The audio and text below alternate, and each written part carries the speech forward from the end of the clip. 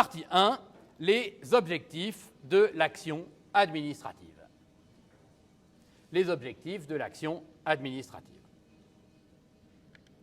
Alors, je viens de vous parler de la distinction entre l'école du service public et l'école de la puissance publique. Le service public, école de Bordeaux, Duguy. La puissance publique, école de Toulouse, Oriou. Cette distinction, au fond, a un petit lien avec l'organisation de notre première partie sur les objectifs de l'action administrative. D'une part, on va avoir la puissance publique. La puissance publique qui marque les procédés de police. Et on va commencer par ça, la police administrative. Dans cette hypothèse, pourquoi est-ce qu'on parle de puissance publique? Parce qu'en réalité, l'État, la commune, vont pouvoir imposer, avec leur puissance publique, des mesures aux citoyens. Comme celle, par exemple, de porter un masque. D'accord? C'est un bon exemple d'une mesure de police administrative qui vous est imposée. Porter le masque parce qu'il y a des objectifs de police administrative derrière. On va voir ce que c'est, des objectifs d'ordre public et notamment là de sanitaire. Objectifs sanitaires. D'autre part, on verra plus tard un procédé autre que celle de police qui impose, mais le service public. Le service public, ça va être l'idée qu'on va vouloir satisfaire les besoins des administrés. Au fond, dans le service public, il y a le service du public, apporter des services au public. D'accord? Ce service public, il va bien sûr s'analyser le plus souvent comme chose qui n'est pas uniquement de la puissance publique. Quand on rend un service au public, on ne va pas seulement agir de manière unilatérale et en utilisant la puissance publique. Donc vous verrez qu'il y a un enjeu autour de ces deux aspects. Il ne faut cependant pas exagérer les deux, puisque, comme on le verra, en réalité, la police administrative est un service public quand même. Donc il ne faut pas les opposer les deux, mais dans l'esprit, il y a l'idée que dans les objectifs d'action administrative, on va avoir ces deux choses. On va commencer tout de suite par le titre premier, la police administrative.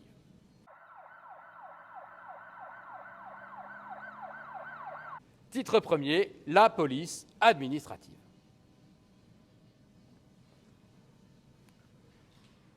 Alors, la police, quand vous entendez ce mot, évidemment, ça fait référence à quelque chose dans votre tête.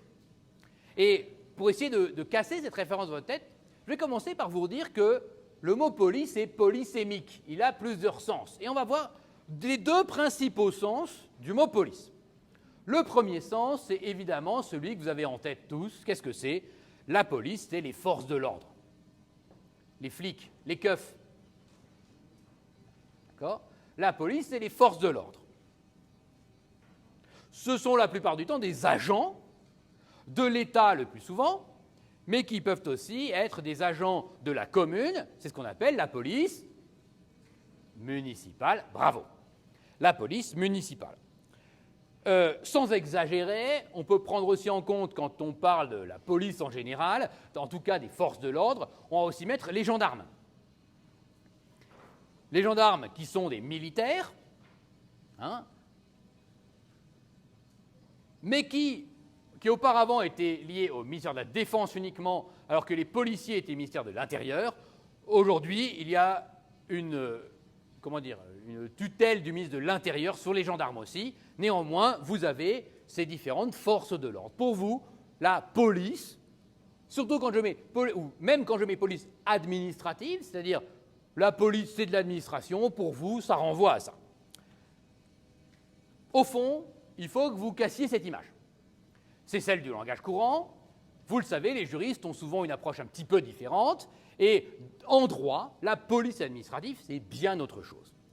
Le deuxième sens du mot police, c'est le sens du droit administratif. La police est une compétence. La police est une compétence. Historiquement, c'est même la première compétence des maires. Alors, vous dites, mais qu'est-ce que c'est qu'une compétence? Tout d'un coup, il passe au truc juridique et je ne comprends plus rien, puisque c'est une compétence, ça ne renvoie pas à grand-chose chez moi. Je vais vous l'expliquer, tout simplement. Comment est-ce que je vais vous l'expliquer? D'abord, en vous disant que la police, c'est toutes les mesures prises par le maire dans la commune, mais aussi les autres autorités de police. Ces mesures prises par le maire ou les autres autorités de police, on verra qu'il y en a pas mal, qui sont des actes visant à préserver l'ordre public. Est-ce que c'est plus clair? À peine. Alors je vous propose des exemples. Lorsque un policier interdit l'accès aux chiens sur la plage, c'est de la police administrative. Quel est son but? Son but, c'est qu'il n'y ait pas des chiens qui fassent leurs besoins sur la plage, qui salissent la plage, qui y apportent des maladies. Et puis, on a peur aussi que les chiens aillent mordre les enfants ou les gens sur la plage. Il va garantir la sécurité. D'accord? Donc, il va garantir ce qu'on va appeler la salubrité de la plage, la propreté. Il va garantir la sécurité des gens sur la plage. Eh bien, la salubrité et la sécurité, ce sont des éléments de l'ordre public. Il va garantir l'ordre public. Autre exemple, c'est lorsque un maire va diminuer à 30 km/h la circulation devant les écoles, par exemple. Lorsqu'un maire limite à 30 km/h ou même 20 km/h la circulation devant les écoles, qu'est-ce qu'il va le faire? Il va garantir que les gens vont rouler tellement lentement devant l'école qu'ils pourront freiner vite, qu'ils pourront éviter des accidents. Il va garantir la sécurité des enfants. Eh bien, ce faisant, il prend une mesure de police administrative. Cette mesure, il peut aussi faire un arrêté qui va imposer à ce qu'il y ait des protections. Et d'ailleurs, regardez aujourd'hui, souvent devant les écoles, qu'est-ce qu'on a? On a une barrière. Auparavant, les enfants allaient facilement sur la rue. Aujourd'hui, on fait une sorte de protection à la sortie de l'école pour que l'enfant qui court en sortant ne se jette pas sur la rue et soit protégé. Ces mesures-là, ce sont des mesures de police administrative. Ça vise à protéger la population, à garantir l'ordre public. C'est le cas aussi lorsque le Premier ministre va imposer une distanciation sociale. Distanciation sociale qu'une circulaire du ministère de l'Enseignement supérieur va préciser, d'accord? Il ne va pas créer du droit, il va préciser le décret du Premier ministre disant dans les amphis, il faut avoir 1 mètre d'écart quand c'est possible. Si ce n'est pas possible, un siège d'écart. Et si ce n'est pas possible, vous faites comme vous voulez, mais en tout cas, vous portez le masque. Cette mesure-là est une mesure visant à garantir la sécurité des étudiants, visant à garantir la salubrité. Donc, dans la salubrité, on va comprendre souvent la lutte contre les maladies. Et par conséquent, on est face à une mesure de police administrative. Donc, vous voyez, la police administrative, ça va être des actes juridiques, mais aussi des actes matériels, l'organisation de tout ça, qui vont faire qu'on va garantir l'ordre public. Ça, c'est la police administrative. D'accord? Section première, je vais rentrer dans cette définition. Section première, la définition de la police administrative et sa distinction d'avec la police judiciaire. Section première, la définition de la police administrative et sa distinction d'avec la police judiciaire. Pour nous, citoyens, la police, au fond, elle a 2 fonctions. La première fonction va être de veiller à ce qu'il ne se passe rien de fâcheux, de manière préventive. C'est le cas, par exemple, lorsque les policiers ou les gendarmes font des rondes. Vous savez, il y a même des rondes l'été où vous pouvez prévenir les policiers que vous êtes en vacances pendant 15 jours. Et donc, ils font attention. Tous les jours, ils passent à votre maison et ils vérifient qu'elle n'a pas été cambriolée. Tous les jours. C'est une mesure préventive. Lorsque le maire, exemple de tout à l'heure, met à 20 km/h devant l'école la limite de vitesse, c'est évidemment préventif. Il ne veut pas sanctionner un accident, il veut éviter un accident. D'accord? Et la police prend plein de mesures juridiques ou matérielles pour protéger les gens, préserver l'ordre public. D'accord? Et puis on va avoir une deuxième fonction de la police. Cette deuxième fonction de la police, c'est une fonction cherchant à attraper les voleurs, les meurtriers, les escrocs, les délinquants sexuels. Bref, la police, dont le but est de rechercher les auteurs d'infractions. Pour le coup, cette approche un petit peu courante de la police, d'ailleurs vous entendez souvent des gens « Ah, vous me mettez, vous nous empêchez de passer là, vous feriez mieux d'aller courir derrière les voleurs. Ah, vous êtes dans la rue en train d'essayer de laisser passer certaines personnes, bref, mais en fait vous feriez mieux d'aller courir derrière les délinquants sexuels. » C'est une méconnaissance idiote des rôles de la police. Il y a les deux. Sans le préventif, on est effectivement obligé de faire beaucoup de répression. Et il y a un équilibre entre empêcher des atteintes à l'ordre public et, quand c'est du pénal, et seulement quand c'est du pénal, aller chercher les auteurs d'infractions. D'accord ? Mais néanmoins, cette distinction-là, elle est très proche juridiquement de la distinction entre police administrative et police judiciaire. La police qui préserve l'ordre public, c'est la police administrative. Et quand il y a une infraction, la recherche des auteurs de l'infraction, c'est la police judiciaire. Alors, je vous mets cependant en garde contre un raisonnement un peu trop basique, que je retrouve régulièrement dans les copies de ceux qui n'ont pas assez travaillé ou ceux qui n'ont pas compris. Certains ont l'idée qu'on est sur une ligne. On va avoir la police administrative qui va, par exemple, faire des gardes, faire des rondes. Et puis, tout d'un coup, il y a un voleur, et après, on va avoir la police judiciaire tout le temps, qui a le préventif et le répressif. C'est complètement erroné. Oui, mais monsieur, ce que vous venez de nous dire, mais pas du tout. Si vous pensez que c'est ce que je viens de vous dire, vous n'avez pas compris la subtilité. Il n'y a pas toujours de police judiciaire après la police administrative. Pourquoi ?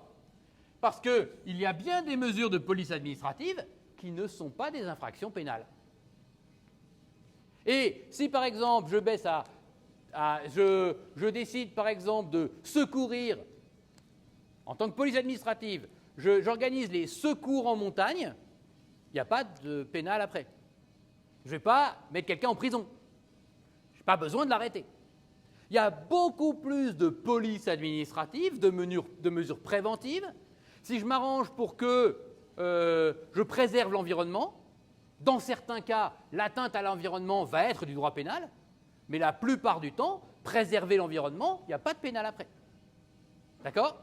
Donc ce n'est pas toujours police administrative, police judiciaire. Il y a bien des cas où il y a la police administrative, mais derrière, il n'y a pas d'infraction. On cherche juste à empêcher qu'il arrive des atteintes à l'ordre public. Et s'il y a une atteinte, tant pis. Il y aura autre chose, il y aura parfois une indemnisation civile.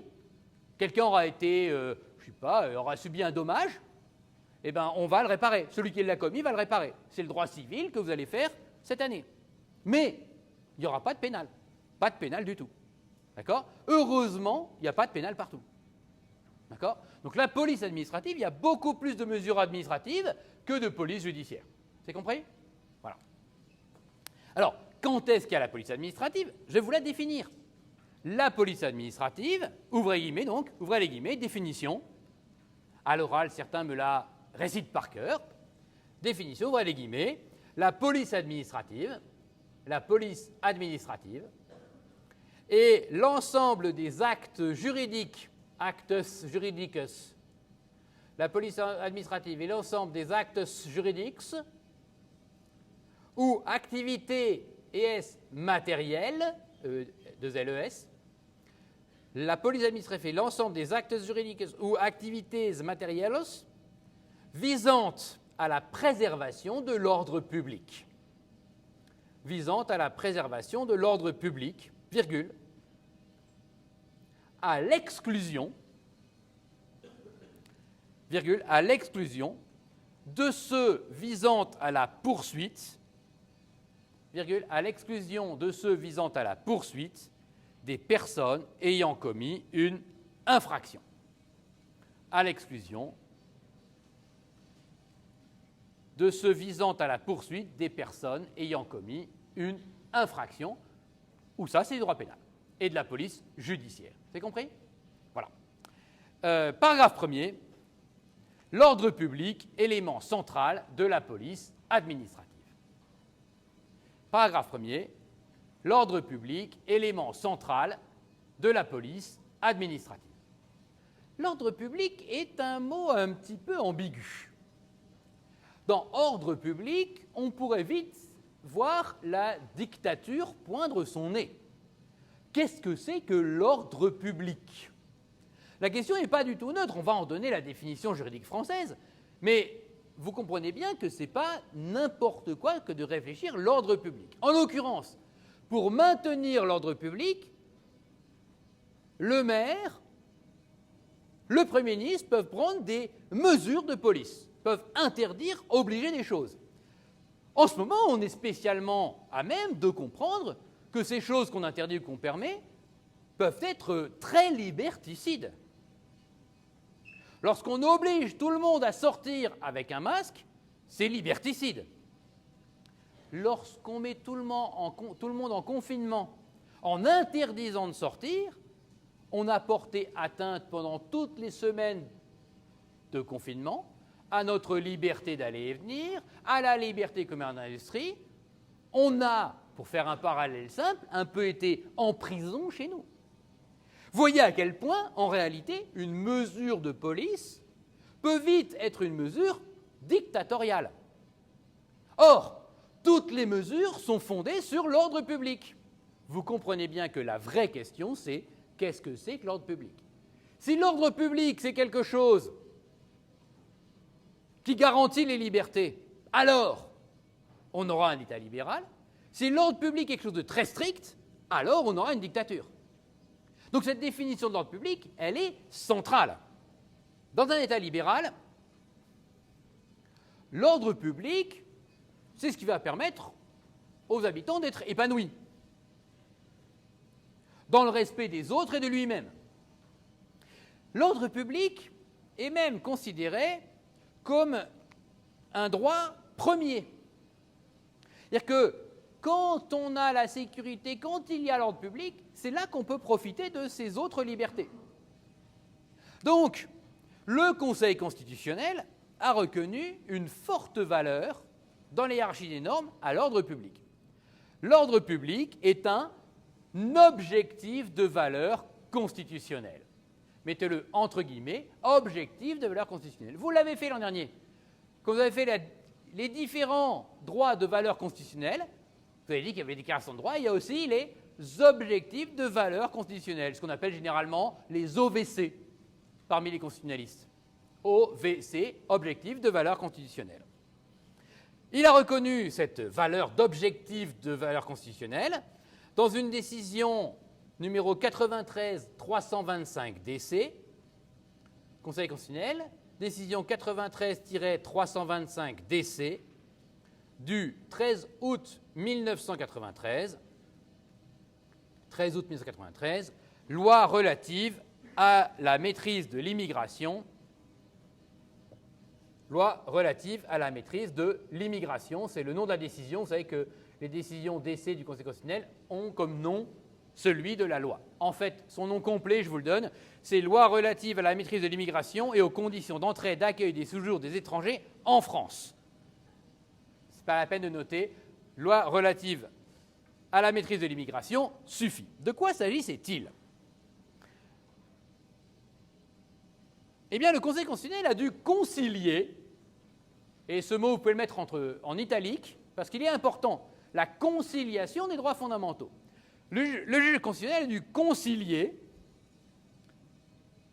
les autres libertés d'aller et venir, la liberté de mariage, le droit de mener une vie familiale normale, avec le fait que des étrangers rentrent en France.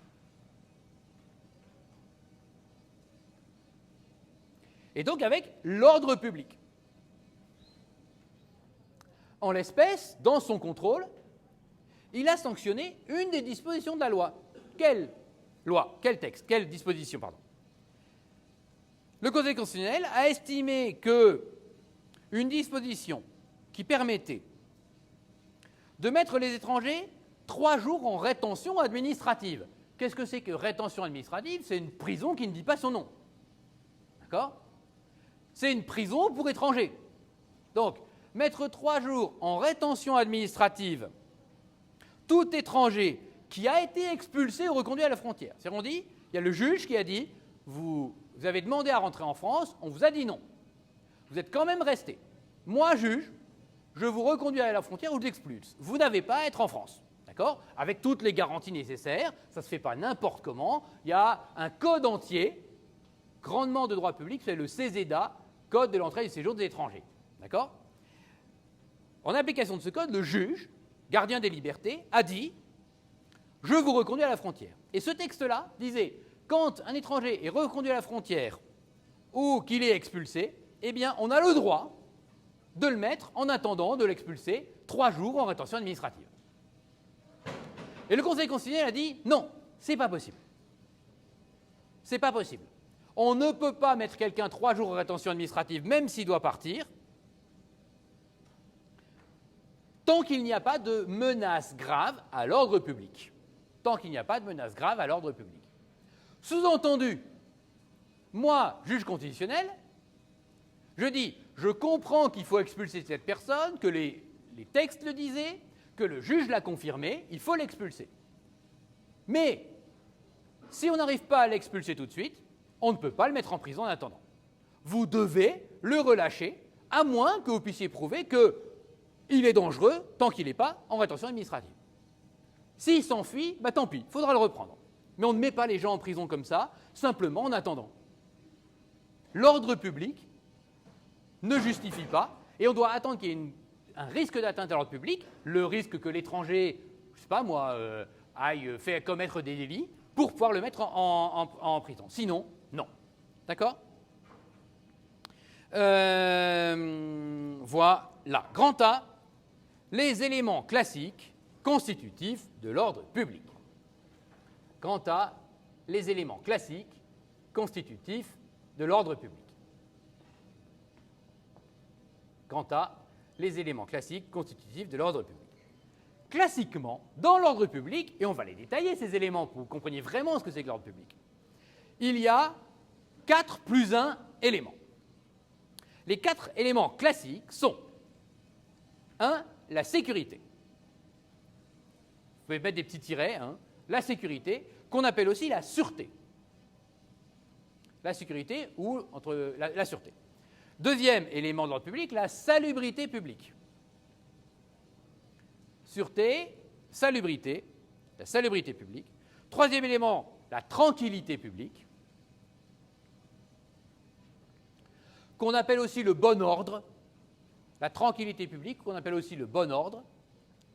Quatrième élément, la moralité publique.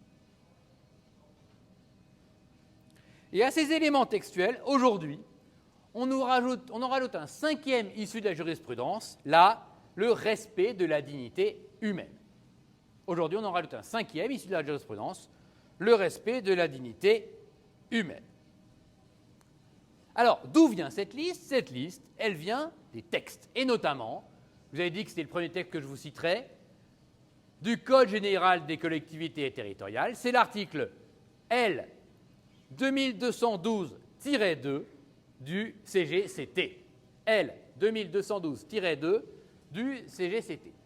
Alors, je vous mets en garde contre une facilité que vous avez qui ne devrait pas exister.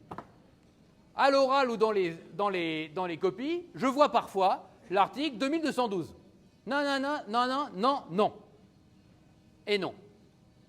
Pas 2212. L'article, c'est L 2212-2. On ne peut pas se passer ni de L ni de tiret 2. Pourquoi? Parce que les codes, à part le code civil qui est vieux et mal foutu, il est mal foutu parce qu'en fait, on ne peut pas le réformer. On est obligé de mettre plein de petits tirets partout, et en fait, quand on le bouge, eh bien, en réalité, on casse la numérotation. Et on est bien embêté. Et la dernière fois qu'on a fait une réforme, on a dû renuméroter des articles importants qui n'avaient plus du tout la même place. Les codes modernes sont faits comme ça. Pourquoi? Ils sont en 2 ou 3 parties. L R ou D. D'accord? Et parfois A. Pourquoi? Eh bien, c'est la hiérarchie des normes. L, c'est des articles pris par la loi. R ou D, c'est des articles pris par le décret ou le règlement. Parfois, on met R quand c'est des décrets, ce n'est pas très fiable, mais en tout cas, c'est ça. Et A, c'est des arrêtés ministériels. D'accord? Donc, en fait, vous voyez que la lettre de devant, elle est extrêmement importante. Parce qu'il vous donne la valeur de l'article. C'est encore pire que ça, même. Parce que cette partie-là représente la place dans le plan. En fait, ici, vous avez, selon les textes, première partie, premier livre, premier chapitre, première section. D'accord? Donc là, en fait, on est dans l'article qui est le deuxième article de la partie, deuxième article du livre, etc., etc. Ces noms-là changent selon les fois. D'accord? Mais en fait, c'est pour se repérer dans le plan. Et après, le vrai numéro de l'article, il est là. Donc c'est dans la partie législative, à cet endroit dans le plan, vous avez le deuxième article. Donc vous comprenez bien que si vous mettez ni ça, vous dites des bêtises. Surtout, je vais vous expliquer autre chose, que des articles 2212.2, il y en a plusieurs. C'est-à-dire que dans la partie L, à cet endroit-là, il y a un article 2. Mais dans la partie R, il peut aussi y avoir l'article R 2212.2. Je ne crois pas que ce soit le cas dans le CGCT, d'accord? Mais ce qui veut dire que si vous mettez que ça, on ne sait pas du tout quel article vous parlez d'un endroit dans le plan du code. Si vous mettez ça, eh ben en fait, il y en a deux. Parfois, il y a l'article L 2212.2 et R 2212.2. Donc on ne sait pas de quel article vous parlez. Donc quand on a un code moderne qui est soit à 4 chiffres, soit à 3 chiffres, eh bien vous apprenez et le L ou R ou A et le numéro qui est après. D'accord? 2212, ça ne me suffit pas du tout, c'est L 2212.2 du CGCT. Et je me rends compte qu'il est 12h20. Je vous souhaite une bonne journée et je vous dis à demain. Non, c'est pas demain, non, c'est à jeudi.